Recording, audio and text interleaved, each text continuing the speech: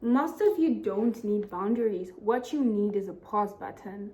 Because what good is having a list of do's and don'ts when you cannot implement it in the heat of the moment?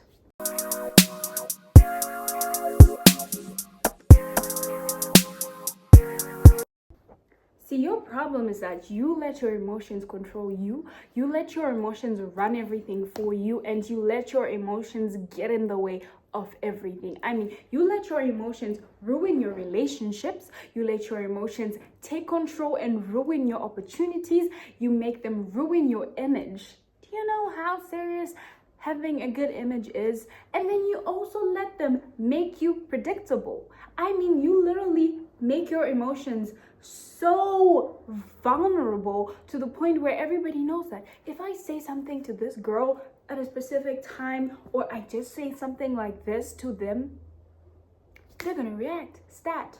And girl, I'm not gonna be here sitting and listening to that. The honest truth is, you need to start having better boundaries. You need to start having the pause button. That is the boundary you need to set for yourself, because creating boundaries for everybody else is fine, but when it starts to controlling yourself, that's when you want to be like, girl, create this boundary and make sure that you have a pause button before you react emotionally to anything or anyone. And that pause button today we're going to talk about is journaling.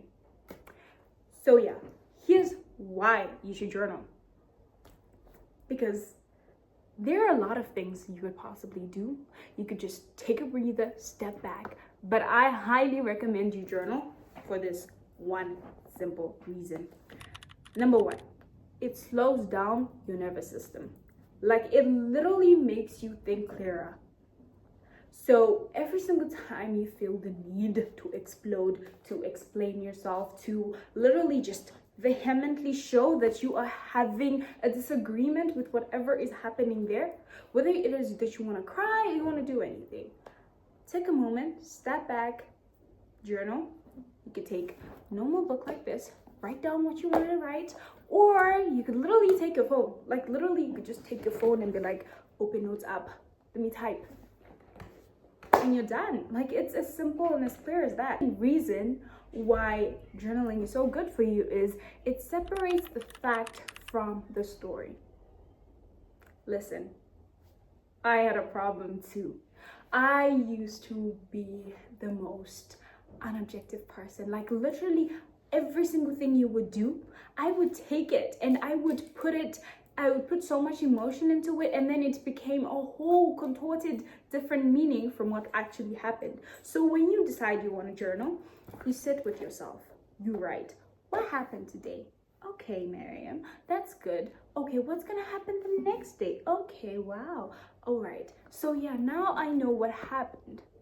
Now I've taken away from the story and I have given the fact. The fact is, the person that you were talking to might have just been angry and they said what they said. What happened and what did I make it mean? Sure, they might have said, oh, you're just always so pathetic. Did they say I'm pathetic because they think I'm pathetic, or did they say it because they genuinely are an emotional mess right now? When you decide to take the fact out of the story, you start to realize, oh, certain things are happening because of this behavior, certain things I'm doing because of that, or this and that. And it literally has nothing to hurt you with, because you just sit there and you reflect objectively and you make clearer decisions. And the third reason would be it protects you in the long term. Your identity becomes protected.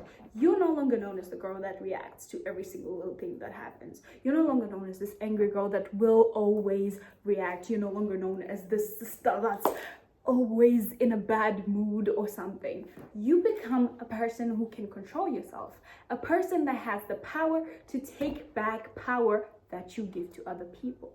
You become an individual that literally can do whatever they want, because you now understand I have an objective here. When I'm talking to a specific audience, when I'm doing whatever I'm doing, I can control myself and my emotions.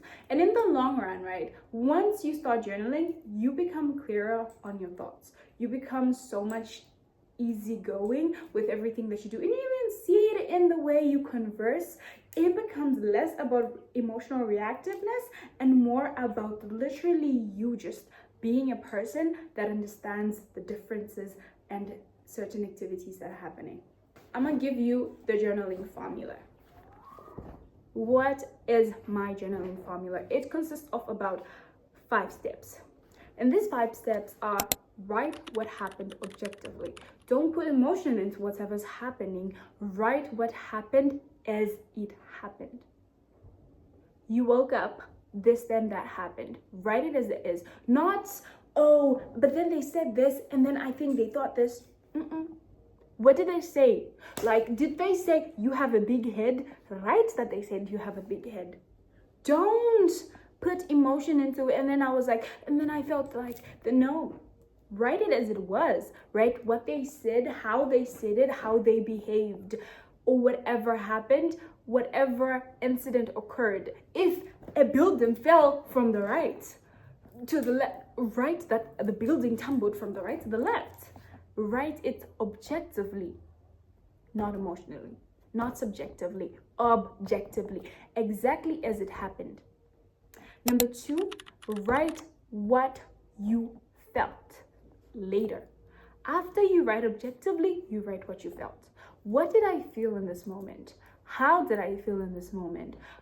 How is what I felt justified in that moment? I was scared for my life because the building fell from the other side.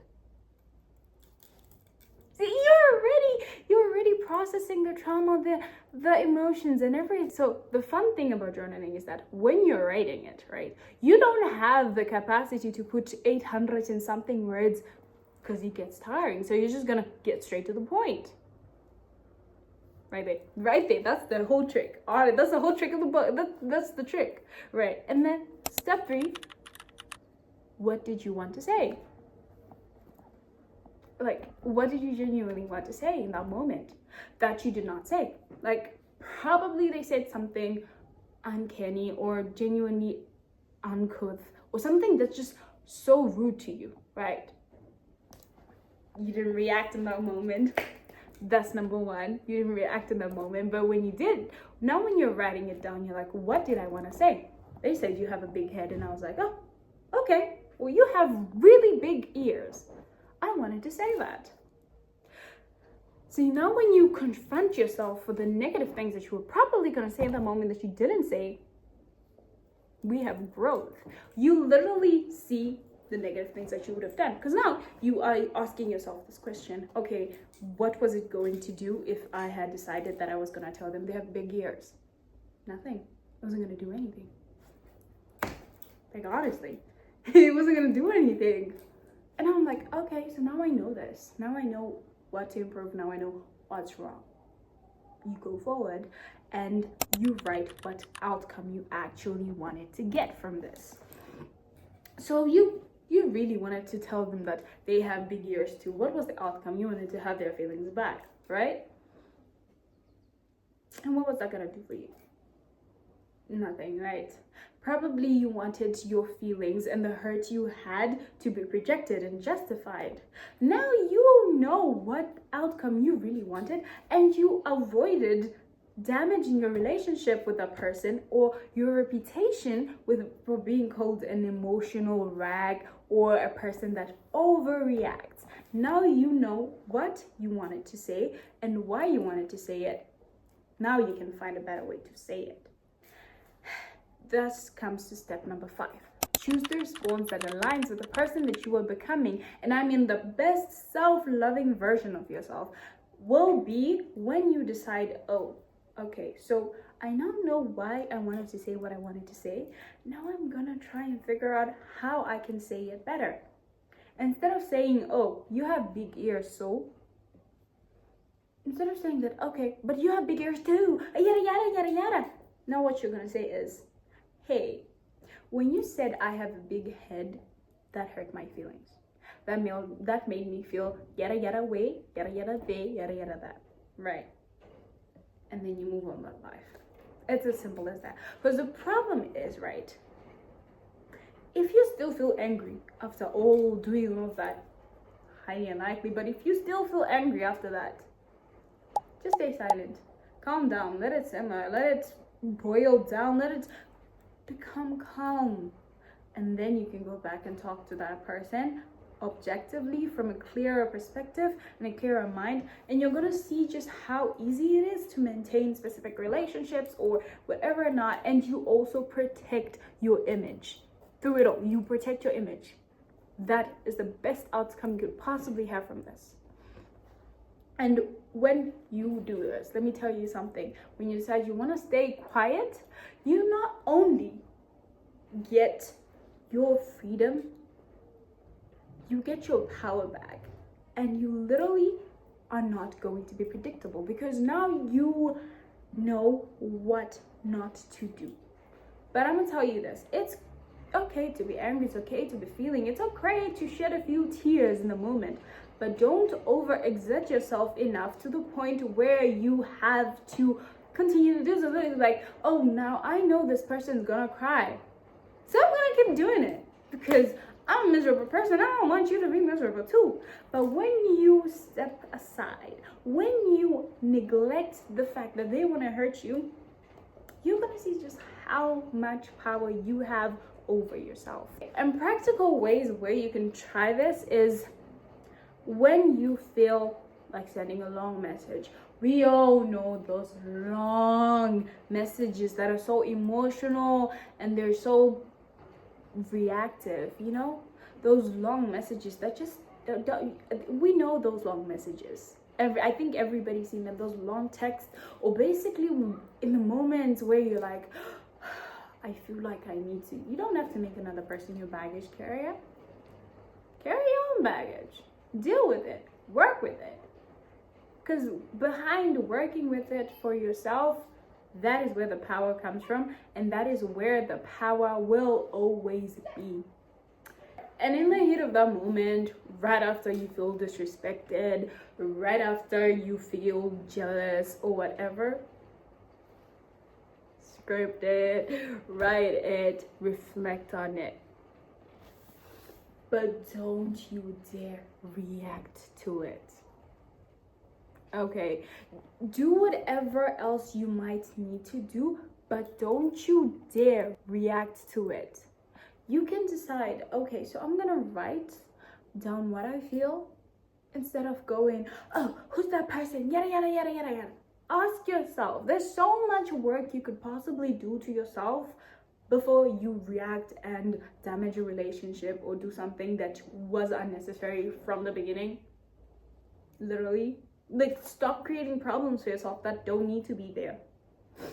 And honestly, whenever you feel the need to over-explain yourself, know that is the moment you should be journaling. The moment when somebody says something about you and you know it's not true. You genuinely know it's not true, and then you decide, okay, so what I'm gonna do is that I'm gonna like tell them what they need to know. I'm gonna explain it to them over and over again. They're not gonna get it. They're not gonna get it. They don't care. Darling, they don't care. So because of that, you need to work on yourself and to have enough self-esteem to know that if a person doesn't care what I think, if a person is honestly still going to tag me, and if a person's going to do something that is not what represents me, it means that this person is not good for my health, it's not good for me, and I need to journal and everything, reflect on it. Why do I feel this need? Look at the triggers. What triggers you? Why does it trigger you? You're gonna find that most of the things that you do, most of the behaviors you have, most of the beliefs you have might just be due to trauma that you did not process, and you need to.